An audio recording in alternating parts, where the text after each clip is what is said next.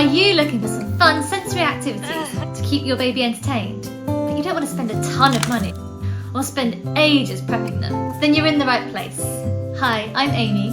I'm mum to a beautiful 8-month boy called Josh. I'm also a primary teacher specialising in the early years. Here are some simple activities that you can do mostly with items that you probably already have at home. So what is sensory play? Sensory play is any activity that stimulates our 5 senses. Sight, sound, touch, taste, and of course smell. Why is sensory play so important? Stimulating our babies with different sights, sounds, smells, textures, tastes helps develop neural connections between the brain. Let's not forget, our brains will never grow as fast as those first 3 years. By 3, 90% of your child's brain is developed. So this time is crucial for lots of different experiences. It also helps build curiosity, problem solving, creativity. I mean, who doesn't want their child to have those things? So, let's get going. Firstly, we're going to start off with our clean activities. These are for days where you just don't have time to do a clean-up afterwards. First up is a sensory box. You can do this regularly, but just change the activities in the box. I've got a variety of things in here that make different noises, that are shiny or look interesting, things that feel interesting. So I've got things like foil, baking paper, a maraca, a hair scrunchie, a roller. But it can be anything that you have in your house that would be interesting to your baby. They can experiment by doing things like shaking things, touching different things and scrunching them up. He loved the maraca and the noisy ball and kept shaking them for ages.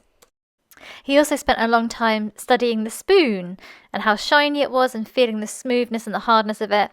It went in his mouth, of course, but that's fine. That's one of our senses. That's how babies explore. Do make sure, of course, that you're watching your baby closely to make sure that nothing goes in their mouth and that they swallow it. I've chosen quite big objects so that this doesn't happen, but even so, keep a close eye. Up next is a Velcro tray. You just need a tray or any other surface and a roll of Velcro. And then I just rolled it along and stuck it onto my tray in lines. You also need any fabrics that will stick to Velcro, like old tights, bits of felt. I also used the other side of the Velcro and stuck it onto some toys for some variety. This activity is really good for your baby to explore different textures. Obviously the Velcro is a different texture to normal. It's very prickly and rough. Josh spent the first bit of time just playing with the Velcro and putting his hand over it and stroking it. He then started to show a bit more interest in the objects that were stuck to it. He started to try and pull off the bits of fabric. This is also really good for their fine motor control as well. They've got to get a bit more strength in their fingers. They can use their pincer grip to pull. Josh is only 8 months old, but if your baby's a little bit older, they could do this with some smaller felt shapes. And they could also, instead of taking them off like Josh was doing, they could have a little box of felt shapes and they could pop them on if your child's a little bit older. Up next, we've got the sticky activity with some sticky back plastic. Ugh, I hate using this at school to cover books and things. It is a nightmare. There's always a crease right at the end. But it's worth it for this activity because he loves it. And it's great because he can feel the texture of stickiness, but without the mess. You can stick it to any wall or surface that's easy to peel off. I do it in my kitchen. And then you just need some very light objects that you can stick onto the wall. I did the sticking on for Josh and he pulled them off. But if your child's a bit older, again, they can be the ones that are sticking it on. He loved this and spent a very long time just sticking his hands against the wall and pulling them off and experimenting with it. And then he started to pull off some of the different shapes. This little bug is great. It used to be on an old rattle that I cut off, but it's all crinkly and it's got lots of different textures. We also have pom-poms, some cubes, so anything around your house. Our last clean activity is a sensory bottle. This was a hit considering it's so simple. I added food dye and water, and then I did go to the shop and get some sequins and some glitter. But you can use anything you've got at home. You could use rice, anything that's going to look interesting when it's shaken. Make sure that you screw the lid on tightly and then put some tape around it. We don't want any leakages on our lovely babies. These bottles are really great for visual stimulation. Josh loved watching me shake the bottle and looking at all the bits of glitter. It's also good for learning about cause and effect, that when you shake it, something interesting happens. And then he had a go at shaking it himself. And he was also really interested in rolling it along the floor and watching the bits move as he rolled it back and forth. Now for our messy play ideas. It can be a bit hard to clean up sometimes, but let's face it, children and babies love messy play. And these activities are great for their development and great fun too. So here we've got some jelly. It's sugar-free jelly from a packet, and I've just made it and mixed it with some water and then poured it over some toys. If your child is older, you can do this with smaller toys that they can pick out. Josh is still quite young, so we've got some bigger toys, mostly bath toys and sensory balls and some cubes.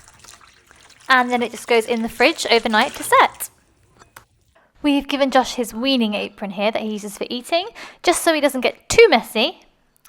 He's never actually experienced jelly before, and it's obviously a very different texture. He enjoyed watching me wobble it with my hand. He was a little cautious at first to put his hands in it, but he really liked taking all his toys out of it. This is a fun one to do outside in the summer. Oh, just another tip, I've used yellow or green lime jelly here. Avoid using blue or red jelly. It can stain your baby's hands. Up next is edible yogurt paint. So this is just some natural yogurt with some food colouring in it. Just a few drops, go easy. I've done it before and added lots of drops and it stained our hands. Then I've just used some wrapping paper, the back of it, and taped it to the floor to use as our canvas. Ooh. And then we've used our fingers and we're just sort of exploring the texture of it, making a lovely big mess. Josh loved wiping his hands across the paper with it. Last but not least, coloured spaghetti play. This is a great one. We just dyed 2 separate spaghettis and put some toys in. Unfortunately, I lost a lot of my footage, but he was a little cautious at first again, but he had a great time moving the spaghetti through his hands, getting the toys out. Again, it's a different texture he's not used to. He did put a lot of it in his mouth, but that's fine. It's edible. And again, that's the way that babies like to explore. You can either sit your baby in it like I've done here. He's sitting in a washing basket. Or if you want to keep them a little bit cleaner, he did need a bath afterwards, you could put it in a tray and they could just explore it with their hands. I hope you enjoyed watching this video and you found it useful. If you did, I've got lots more content on my channel to do with different play activities and everything to do with mummy and baby. So subscribe!